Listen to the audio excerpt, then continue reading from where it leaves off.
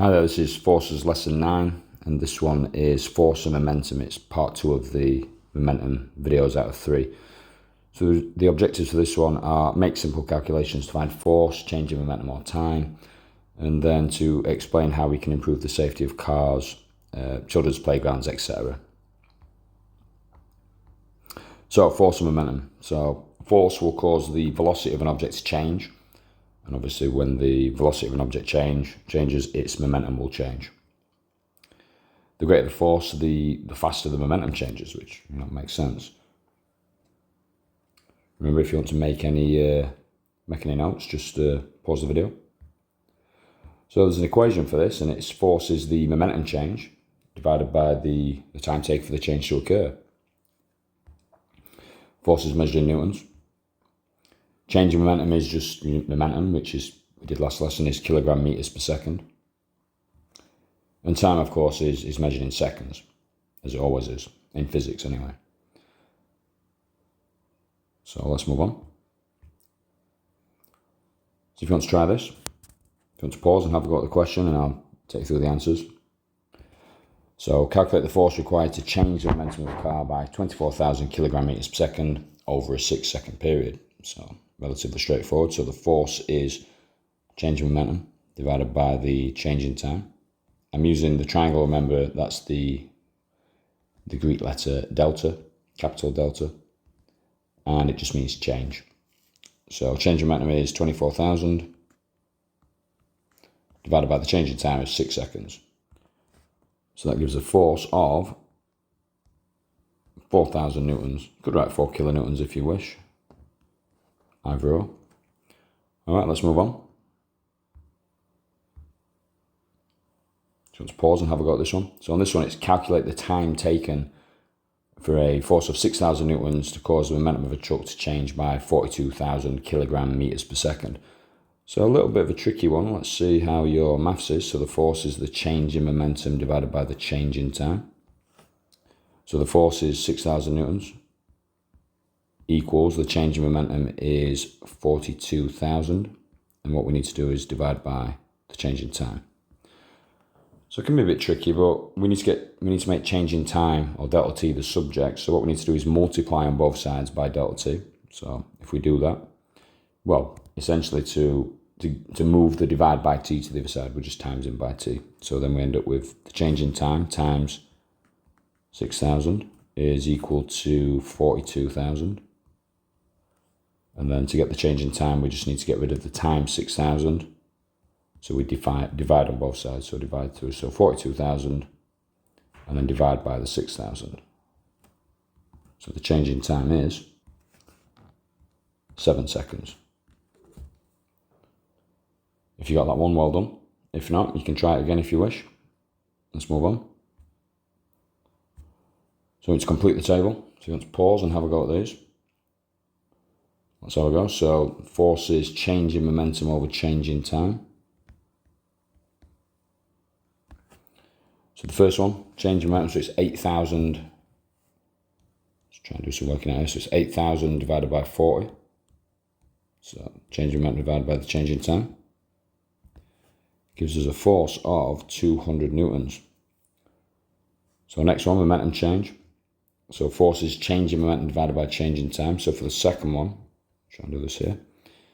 So we'll just write this out. So force is 25 equals the change in momentum, which is what we're looking for, divided by the change in time, which is 20. So to get the change in momentum, I need to get rid of the divide by 20, so we need to times by 20. So 25 times 20 is equal to the change in momentum. And that is 500 kilogram meters per second. Next one, time taken. So this is the same as the example that we did before. So number 3. So force is change in momentum divided by change in time. So it's 500 equals the change in momentum, which is 3,000, divided by the change in time. And if you remember, we times by delta t to get it up to next to the 500, and then divide by 500. Or essentially, we swap these two around. If you're in a maths lesson and you're not sure what that is, we can call it the sneaky swap. 3,000 divided by 500. And that gives us a time of 6 seconds. So next one, so force is change in momentum divided by change in time, so number 4, hopefully this is okay. So change in momentum is 8,000 divided by 10. So 8,000 divided by 10 is simply 800 newtons. And the next one, momentum change, so it'd be force is change in momentum divided by change in time, so the 5th one is 4 equals change in momentum, divided by 2 minutes. So 2 minutes, we need that into seconds, so that's 120 seconds. So to get the change in momentum, we need to do 4 multiplied by 120.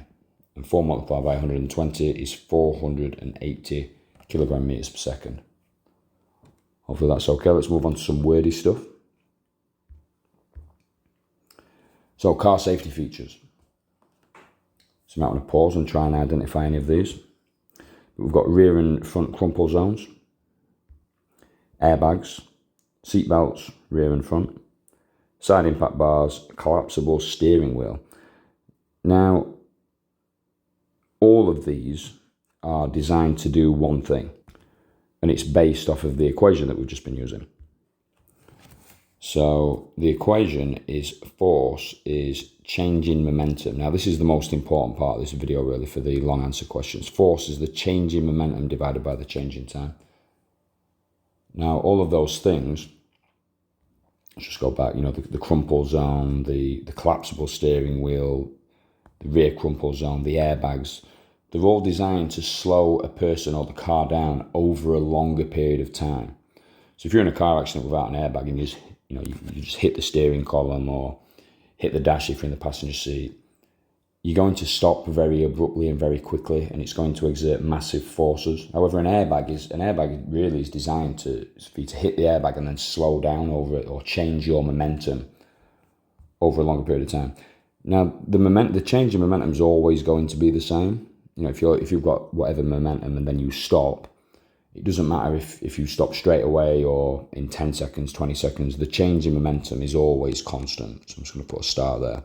So what we're doing for these safety devices is increasing the amount of time it takes to stop. And if you increase the time, you're dividing by a bigger number, that will actually decrease the force that you experience. So all of these safety devices are based off this one physics equation.